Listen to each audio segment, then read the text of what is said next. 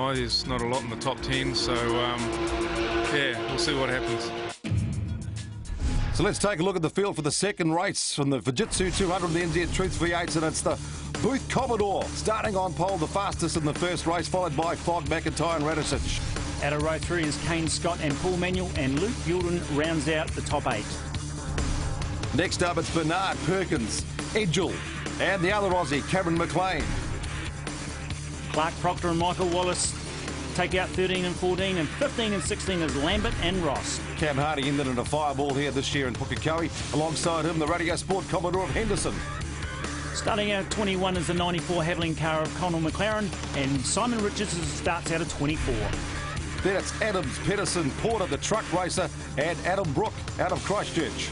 Position 29 is Kevin Williams, alongside him Kevin Bell, and Julia Huzzard takes out grid 32. So set now for the rolling start. Race 2 for Fujitsu 200 at Pukekohe, the NZ Truth V8s. And it's Angus Fogg and the Haviland Racing Falcon on the front row of the grid. Alongside him, it's the firepower Tasman Commodore of Andy Booth. Winner from race 1, Johnny Mack sitting back. Second from the pole shootout. On board as we get the race underway. Race 2 in the NZ Truth V8s. Down to the sweeper. Great sight. Good start by Fogg. Trying to muscle his way into the lead, and he's done it. Well, Foggy really held on. Oh, and who's that gone off there? Andrew Anderson and the Pine Back ITM Commodore. He's trying to be one of the third fastest Commodores, and he's been given a shunt, so difficult start for the Cumu kid. Well, something happened to Foggy. Clint on the back straight. The 2 and 3 have just gone past him, so he's either missed a gear or got it extremely sideways. So it's Booth, McIntyre, already up to second. Fogg coming back. Radisich down the inside. He's going to have to be careful. Radisich will poke his nose in there. Great sight, the NZ Truth V8. So it's the Commodore out in front, proving that they have got the pace this year. That's Michael Wallace. The kitchen's full. East Commodore out of Dunedin, facing the wrong way at the hairpin. Early spin for him on the Fujitsu 200 as we go back on board the GT Radial Falcon of Dean Perkins. Oh, and it's the Powerbolt Tools car of Luke Yulden, who's given Andrew Anderson a bit of the old tap there. This is on board McLean. He's got in the mix as well. There's Anderson going off to the left. It's the second race in a row the Powerbolt car's been caught up in a bit of a medley. And this is on board Darren Henderson, straight past a couple of guys, up the inside. Oh, locking up the brakes at the hairpin. Oh, and he spins around Wallace. Well, they've all gone wide. Well, that had to end in tears. Henderson gives Hardy the big hit, and in turn goes into Wallace. And this is back on board. Johnny Mack and Booth, the big lock-up. This is the chance for Johnny Mack to try and squeeze down the inside. Can he do it? He's got a good run out of the hairpin. He's just got to hang in there, but Booth, he won't make it easy. Side by side, Holden versus Ford up towards the hill. Fantastic racing at the NZ Truth V8s. Oh, listen to the crowd. What a move. Both drivers going for it. Who's going to get the run down through the sweeper? Well, it's going to be McIntyre. Booth, he's going to have to back off. There he goes, and Johnny Mack carving them up like Mack the knife hits the front. Well, Boothie will be not happy with himself making that error in the hairpin, and that's all it takes. Is an error and someone pounces on you in this NZV8s. But great racing by two of the best out in front, Holden versus Ford. And here's more drama too for the Radio Sport Commodore. Darren Henderson, he's copped the drive-through penalty.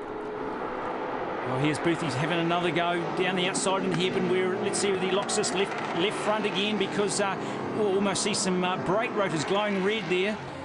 Great shots looking back from the BP Ultimate Ford of Johnny McIntyre, the Movember Tasman Firepower Commodore of Andy Booth. Another look back up over the hill this time. John Penny in trouble. Bit of flame coming in at the bottom of Penny's car as they head round Jenny and Holmes on the back of Henderson, who's just served his drive-through. So this might help Foggy. All the other boys in the background too, they're not too far away.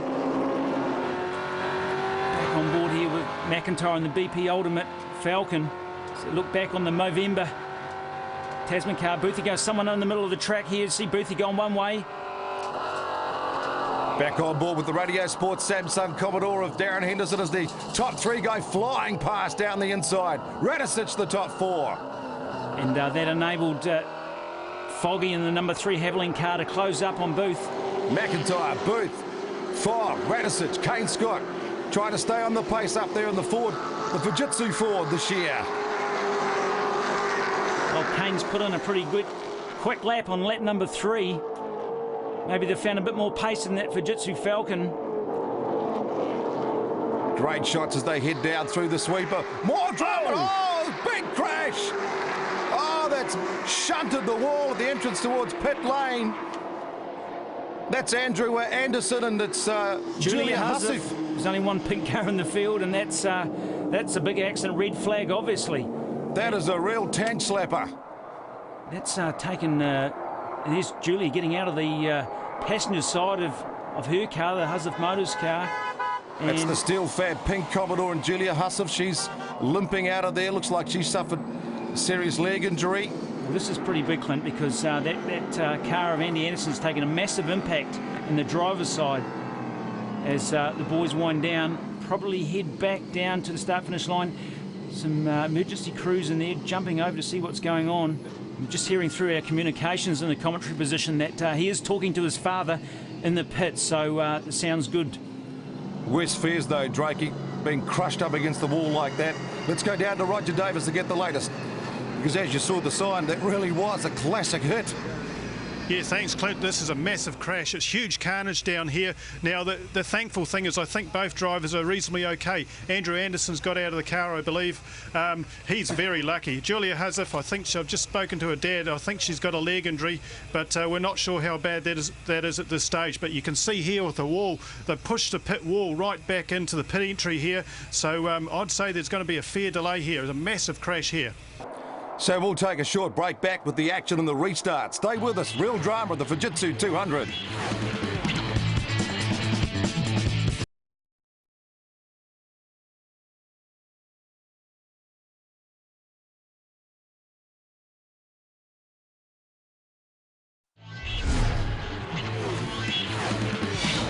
Welcome back to the Fujitsu 200. Big break here at Pukekohe. Race 2, real drama. Let's take a look. Looking back from the United Video XR8 of Mark Pedersen. Wow, that's Andrew Porter in the car just behind. This is on board Porter. He gets up on the ripple strip, pokes himself into the side of Anderson's car, and then they just start a bit of a bang bang against the wheels. So just a tank slapper, and then all of a sudden Andy Anderson is just sideways off the grass, and Julia Hussif has basically locked it up and gone ploughing straight into, unfortunately, where Andrew Anderson had slid off of the grass. Yeah, the whole incident might not have been as bad as if Hussif actually stayed on the track. But anyway, back at the start, restart of race number 2 in the New Zealand V8s. So this is the real mental challenge now, because Johnny Mack would have thought he had perhaps the points in the bag, and now they've got to do it all over again. Well, if they'd completed 75% of the race, Clint, then they would have packed him up and gone home. But they've still got a few more laps to run under green, and it may go the whole distance. Things have cooled down. Brains have cooled down. On board the Racing Haviland Falcon of Angus Fogg. Down the back straight. What can he do? Haviland number 3 car. Normally no shortage of power as he closes in under brakes on Booth. So it's McIntyre in the Ford, then the Holden of Booth. They close up the top 3. More great racing in the NZ Truth V8s. The rest of the field bunched up coming out of the hairpin. Bernard taking a position ahead of Paul Manuel in the Oryx Commodore. Oh, look at this. Sideways onto the grass. Fogg getting a... There's rain's coming down on the track, Clint, and that was a classic understeer over the top of the hill that caught them all out by the look of it. Very wet too. Bit of a... Well, he's a bit like a greasy guinea pig out in front, Johnny McIntyre, because you've got slicks and a wet track.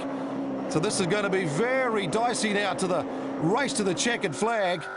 Well, the problem with this circuit is that it can be fine over one side and greasy over the other. So you think the track's fine. There's some sprinkles of rain on the window. Possibly a bit of oil on the track too as well, just to make matters even worse. You've got to remember, a track's like a living, breathing thing. It keeps changing throughout the day, so your levels of grip keep changing too. Well, this is really going to show the men from the boys now, and I imagine that these boys will be slowing up a fair bit over the top of the Ford Mountain this time.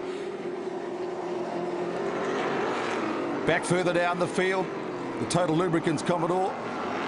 It's Team Strawberry car of Andrew Fawcett, passes Michael Wallace. This is back on board the... Andrew Porter with the 111 car. And that's Adam Brook on the left.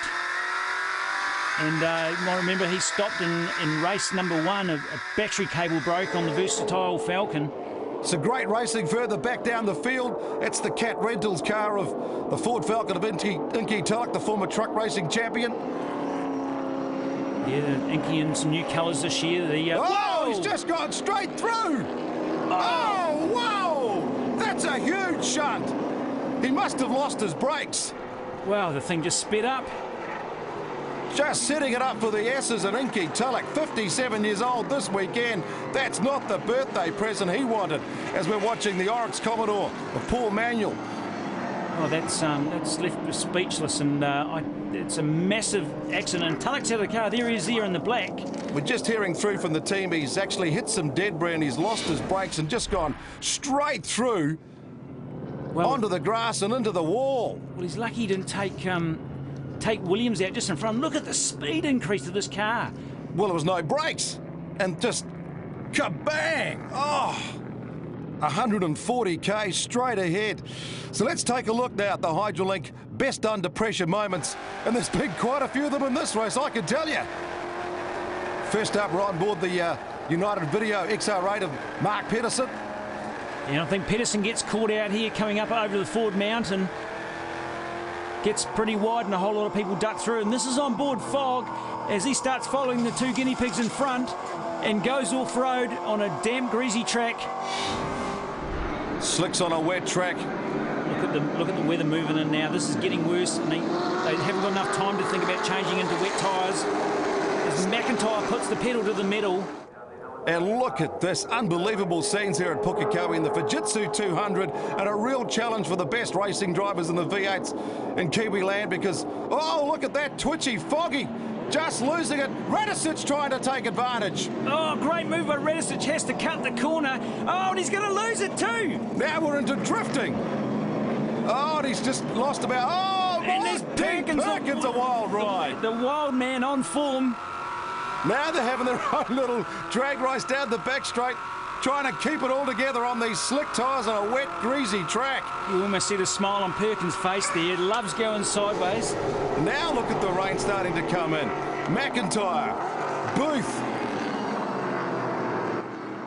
Well, I sort of reckon that the Commodore's a better car in these types of conditions, Brownie, so it's going to be interesting to see what happens as Perkins goes wide, shuffled off by McLean, gets the big Aussie shuffle.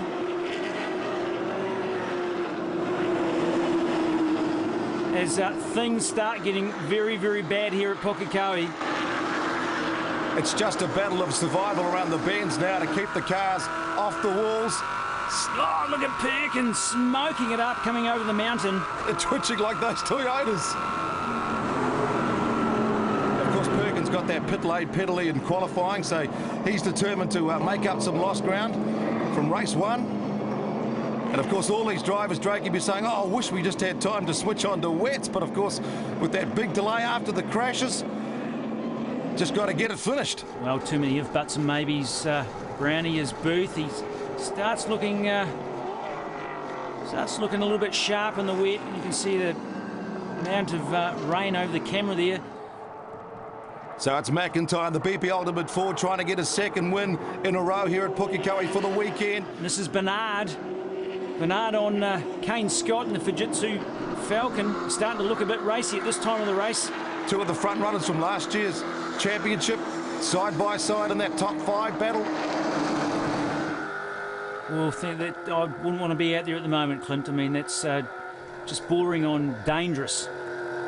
So an oily track, a wet track, on slicks, just trying to keep it on the track. That's the real key now. Look at Fog.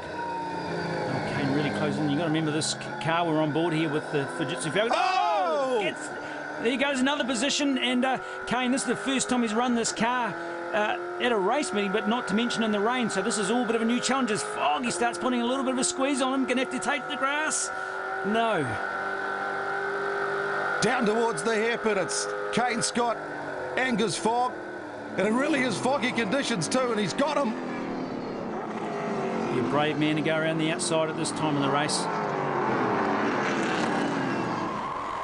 On board the Versatile Buildings BA it's the Ford Falcon right down the outside of Adam Brook, the Christchurch racer. Keeps it under control. Great racing there, Drakey. Made up a lot of ground. He's a man on the move. And just as I said that, you brave man to go around the outside, he goes and passes about 3 or 4 of them. Certainly fighting hard in that car. He's Porter leading that bunch in the Hyundai construction car.